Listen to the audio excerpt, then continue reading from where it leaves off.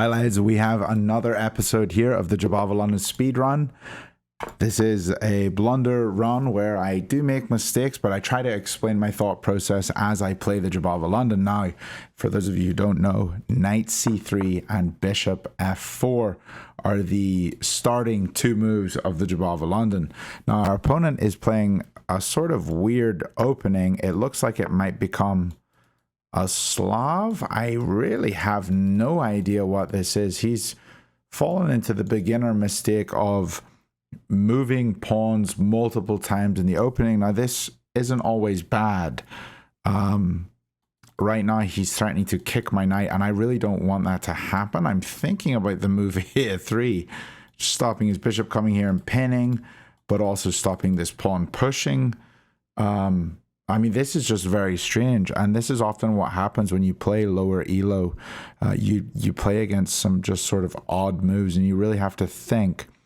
I would say, as you're playing chess and you're playing these openings, you do want to think as soon as stuff goes off theory, because there's a reason what your opponent is doing is wrong. I couldn't tell you what that reason is in this specific opening. This previous position, I was sure he was going to go here and we'd get a triangle Slav, and I was going to play a3 to stop the bishop pinning. But yeah, I haven't seen this move before. I think I'll just play a3 just in case he does come here. I'll take, he'll come here, and then we can play some regular chess. He's brought his queen out early. We have to look at the pieces in our position that are hanging. Our bishop is not defended and it is hit, so let's just defend it. We want to play e3 anyway, and he's moving more pawns. So our opponent is just not developing pieces. So let's just develop ourselves and see if we're able to get ahead in this game. Okay, already our opponent has made a big mistake. We can play bishop e5 here. Our bishop's in danger. It is hanging. It's hit by 2 pieces. So we do need to make sure we move it. And here I can hit the queen. The queen moves, and we're going to win the rook on the other side for free. So I'm going to take that rook. It just looks like a nice piece. And I could probably take here as well. But I think instead of capturing immediately, I'm just going to try to develop more pieces. I think developing is a good habit to get into. And now he's not defending his knight here on f6 because he wanted to grab a pawn. So I'm going to grab this knight for free as well. And now he's attacking my knight.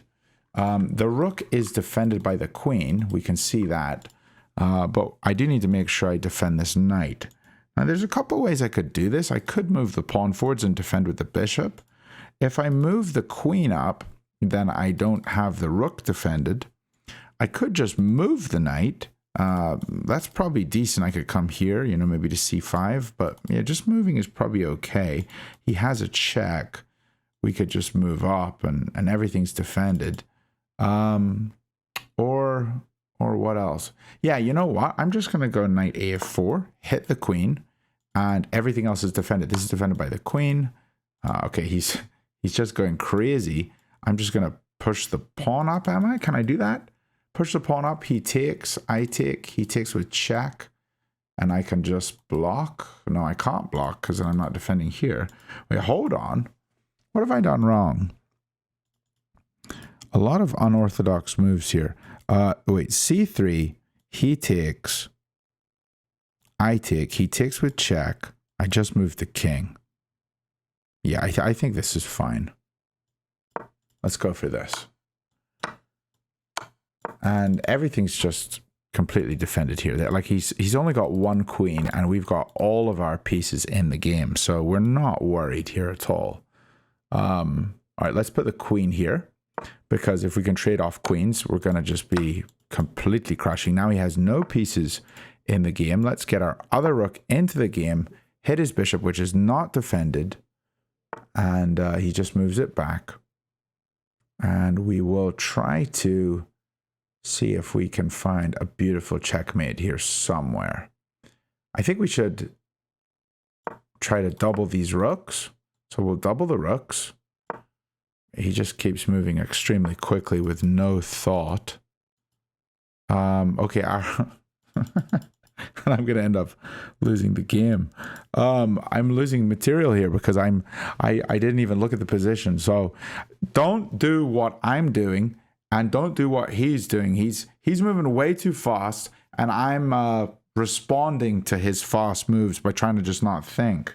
So right now he's forked my 2 pieces, so I'm gonna have to move this guy, which is a good piece. But now he wins my rook, which was defended, but you know, it's not good to lose a piece that is powerful, and it seems like he's just trading anyway, so it doesn't really matter. But let's see if we can finish the rest of this game easily enough. Let's go. Wait, so he wants to push this, so we could come like this. This is probably the safest way. Just get in front of the pawn, and we'll just sit here, and maybe he'll move his rook to try and defend. Don't think that's what he's going to do. Okay, we'll just come here and take the pawn. And okay, he's trying to pin, but we should be able to just simply move here. And now the pawn is going to fall.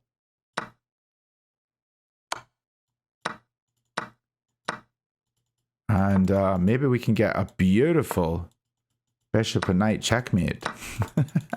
That would be something. We'll just move the king up here. Give him a check here. He has to go back. We'll just keep pushing up forwards and see what we can do here. Let's try to just snag his pawns off the board. Get rid of them all.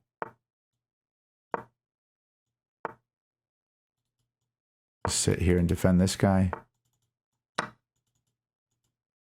And this is really quite silly, isn't it? Let's just go here and eat this guy.